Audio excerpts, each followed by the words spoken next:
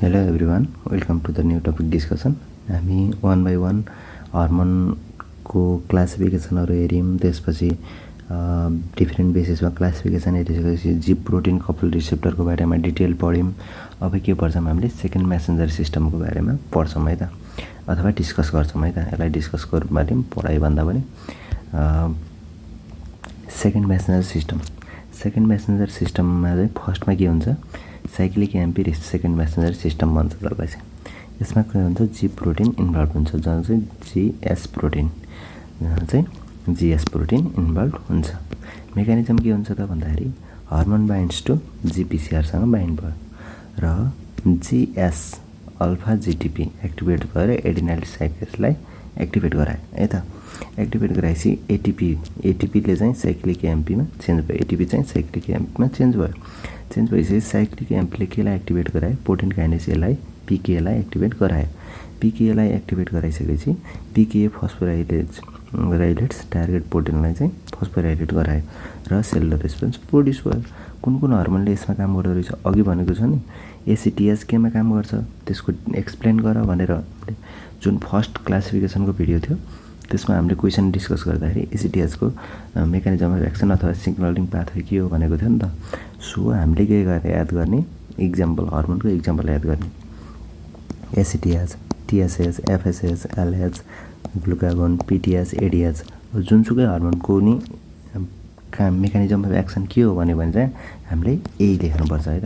Hormone binds to GPCR, GS alpha GTP activates adenyl cyclase, एटीपीले cyclic AMP गरायो, cyclic एम्पीले protein kinase activate गरायो, protein kinase phosphorylates target प्रोटिनलाई phosphorylate गरायो र सेलुलर रेस्पोन्स प्रोड्युस भयो भन्ने कुराहरू। अब यही कुरालाई हामीले यहाँ सर लेखेको छौँ।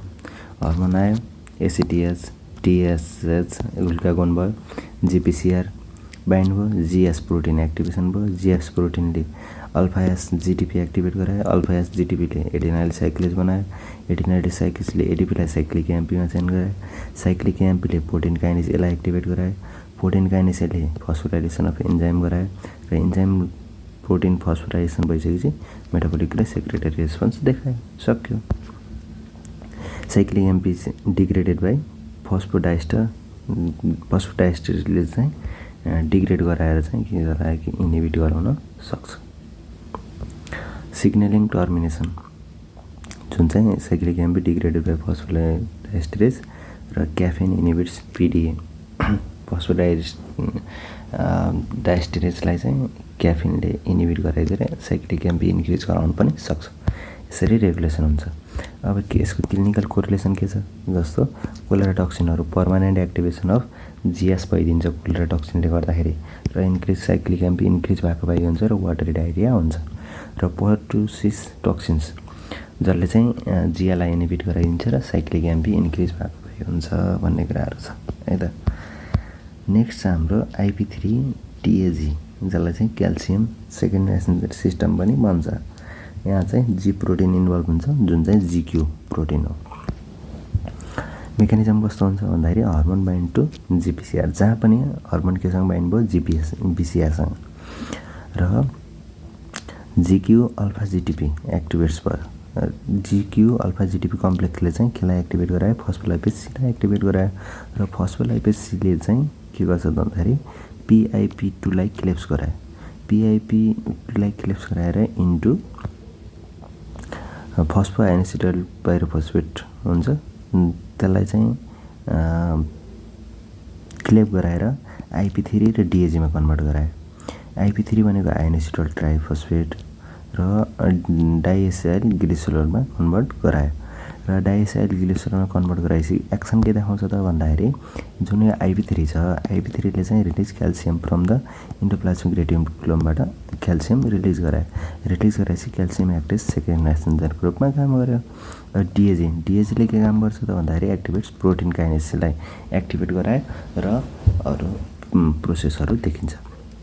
हर्मोन युजिङ आइपी3 र डिएजी पाथवेमा कुन हर्मोनले काम गर्छ भन्दाखेरि जिएनआरएच, टिआरएच, अक्सिटोसिन, एडिएच-B1 रिसेप्टर, एन्जियोटेन्सिन 2ले चाहिँ के गर्छ त भन्दाखेरि सेकेन्ड मेसेन्जरको रूपमा आइपी3 र डिएजी पाथवेबाट काम गर्छ है त।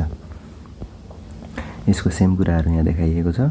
जिक्यू प्रोटिन जिएनआरएच टिआरएच अक्सिटोसिनले जीपीसीआरमा बाइन्ड भयो, जिक्यू प्रोटिन एक्टिभेसन भयो, अल्फा क्यू जीटीपी एक्टिभेट भयो, एक्टिभेट भएपछि फस्फोलाइपेज सीलाई एक्टिभेट गरायो र पीआईपी2 ब्रेकडाउन भयो र आईपी3 प्लस डीएजी बन्यो। आईपी3 को काम भनेको क्याल्सियम रिलिज फ्रम ईआर र क्याल्सियम क्याल्मोडोलिन कम्प्लेक्स बनायो र सेलुलर रेस्पोन्स देखायो। डीएजीले चाहिँ प्रोटिन काइनेज सीलाई एक्टिभेट गर्यो र फस्फोराइलेसन गरायो। यो कुराहरू छ है त। आईपी3 भनेको क्याल्सियम रिलिज, डीएजी भनेको पीकेसी एक्टिभेसन, के अरे protein kinase C. Clinical significance के हुन्छ? एक्सेस क्याल्सियम सिग्नलिङ भयो भने मसल स्प्याजम हुन्छ र डिफेक्टिभ हाम्रो पिएलसी सिग्नलिङ भयो भने चाहिँ हर्मोन रेजिस्टेन्स हुन्छ भन्ने कुराहरू हुन्छ है त। नेक्स्ट छ हाम्रो calcium as second messenger.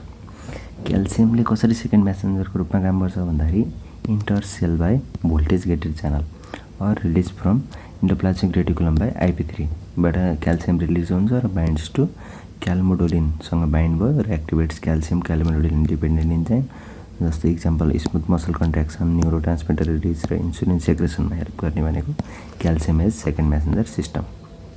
Same कुरा जीपीसीआर एक्टिभेसन, आईपी3 फर्मेसन र क्याल्सियम रिलिज भयो इन्डोप्लाज्मिक रेटिकुलमबाट बाइन्ड भयो क्याल्मोडोलिनसँग, एक्टिभेसन अफ क्याल्सियम डिपेन्डेन्ट इन्जाइमहरू एक्टिभेसन भयो र मसल कन्ट्र्याक्सन अफ सेक्रेसन भयो। नेक्स्ट छ हाम्रो cyclic GMP pathway. Cyclic GMP पाथवेबाट कसरी काम गर्छ भन्ने कुराहरू हुन्छ। हर्मोन अर मेडिएटर्स भनेको एएनपी आर्ट्रियल नेट्रियुरेटिक पेप्टाइड र नाइट्रिक अक्साइड एनओ, यो चाहिँ हर्मोन अर मेडिएटर हो। रिसेप्टर टाइप भनेको मेम्ब्रेन बाउन्ड गुआनाइलेट साइक्लेज, स्टेप्स भनेको हर्मोन बाइन्ड्स एक्टिभेट्स गुआनाइलेट साइक्लेजलाई एक्टिभेट गरायो, कन्भर्ट्स जीटीपीबाट साइक्लिक जीएमपीमा कन्भर्ट गरायो र साइक्लिक जीएमपी एक्टिभेटेड फस्फोकाइनेज जी के अरे प्रोटिन काइनेज सीलाई एक्टिभेट गराउँथ्यो पहिला भने, अब प्रोटिन काइनेज जीलाई एक्टिभेट गरायो र पिकेजी कजेस फिजियोलोजिकल रेस्पोन्स जस्तो भ्याजुलाइजेसन, स्मुथ मसल रिल्याक्सेसनहरू गराउँछ। यसको क्लिनिकल रिलिभेन्स भनेको सिल्डेनाफिल भाइग्रा इनिबिट्स फस्फोडाइस्ट्रेज। सिल्डेनाफिल भन्ने जुन भाइग्रा छ त्यसले चाहिँ फस्फोडाइस्ट्रेजलाई इनिबिट गराउँछ र साइक्लिक जीएमपीलाई इन्क्रिज गराउँछ। इन्क्रिज गराइसकेपछि प्रोलङ्स भ्याजुलाइजेसन हुन्छ। यति थियो हाम्रो सिग्नलिङ पाथवेको बारेमा। सो यो सेसन कस्तो लाग्यो रेस्पोन्स दिन नबिर्सिनु होला। So thanks for watching, keep supporting.